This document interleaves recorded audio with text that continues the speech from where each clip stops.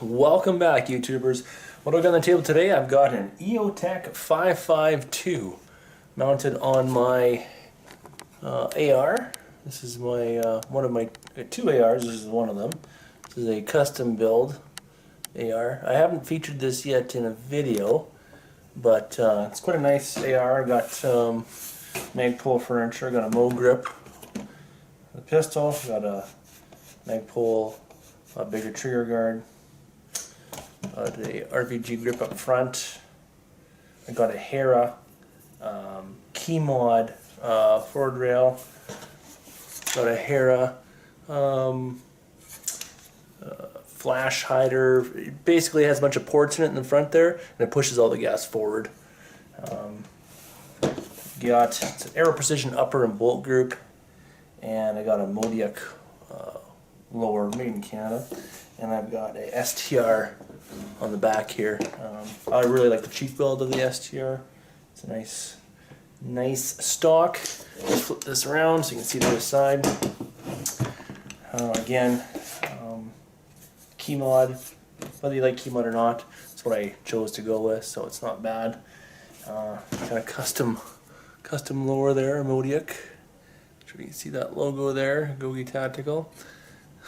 Made in Canada, which is kind of cool. And I got my favorite. That is clear, by the way. You can see that. It should be clear. I've got a Raptor charging handle. It's ambidextrous. See that works both ways. You can pull it both ways. This one I use on duty as well as in this gun. Love it. And I got kind of the black on Coyote Brown features. I got the Coyote Brown features there. Got a forward sling mount here in Coyote Brown. I got the RVG in Coyote Brown. So it kind of makes a nice little aesthetic. But going back to the reason for this video. Oh, sorry, one more thing. I've got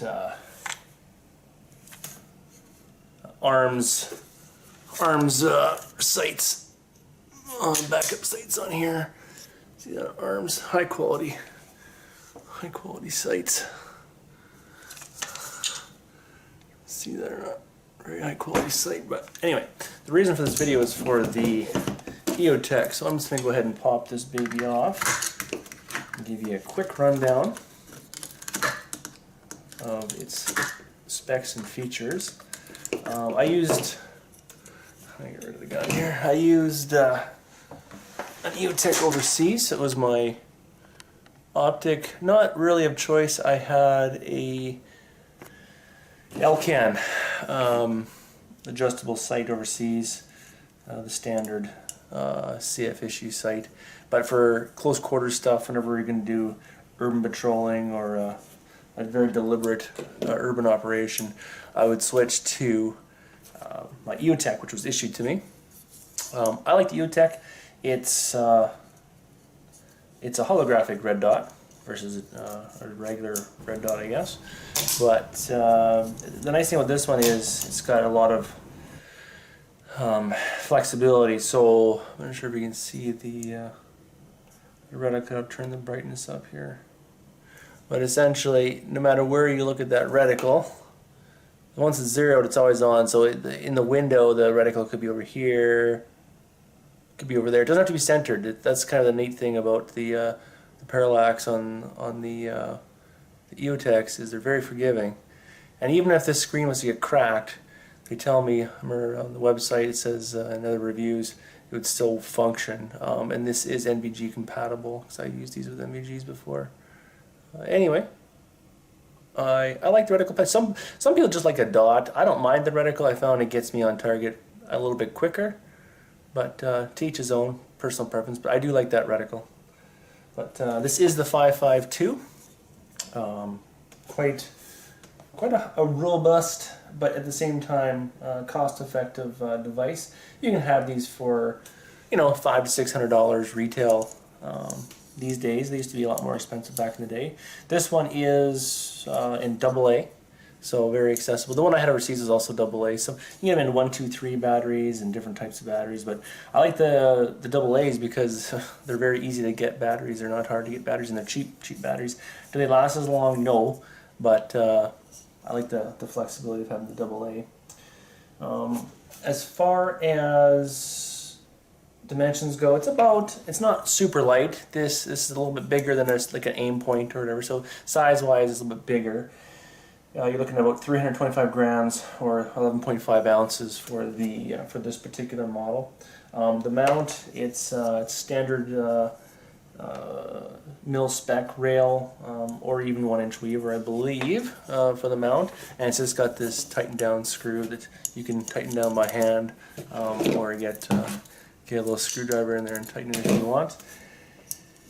It has windage and elevation on the side, positive clicks. I don't want to mess it. It is zeroed for my gun, so I don't want to mess with it too much. But you can see quite easy to adjust with a dime or change. And they do move quite easily. Let's do one click here.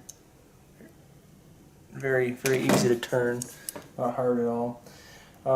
As far as the settings for brightness, Aimpoint says there are 20 daylight settings as well as 10 additional settings for Gen 1 night vision. So really no issue with adjusting for brightness.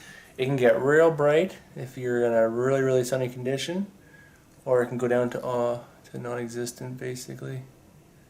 So we keep going all the way down, and it's basically disappeared there. Bring it back up.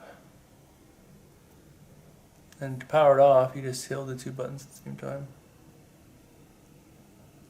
Come on, baby.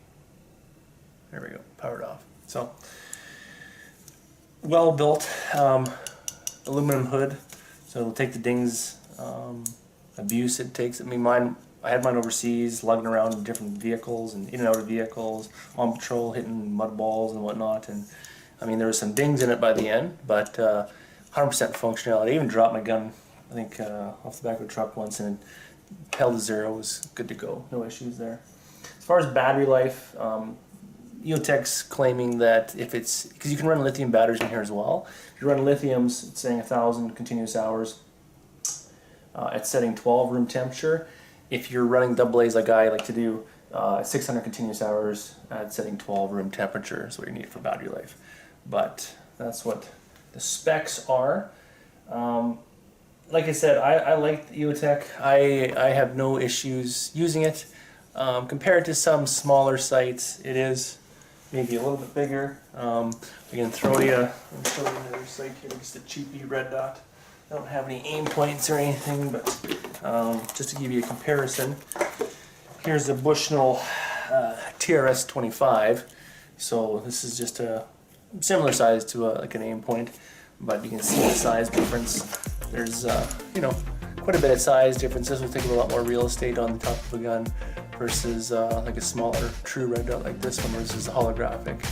But weight-wise, similar. I mean, this is still in the tilt scale's a bit heavier, but yeah, still I think usable sight. I like the way these look. Some guys think they're kind of goofy looking, but I like the EOTech. I think it's kind of neat. So, yeah, that's a quick tabletop review. If you have any questions, comments, please comment below. I will have a live fire test here shortly. It's just the weather's gotten quite cold, so I'm waiting for a warmer day, but I'll take this out in the range shortly and give you my impressions while shooting it at the range. So thanks for watching. Please remember to like, share, and subscribe, and as always, stay safe.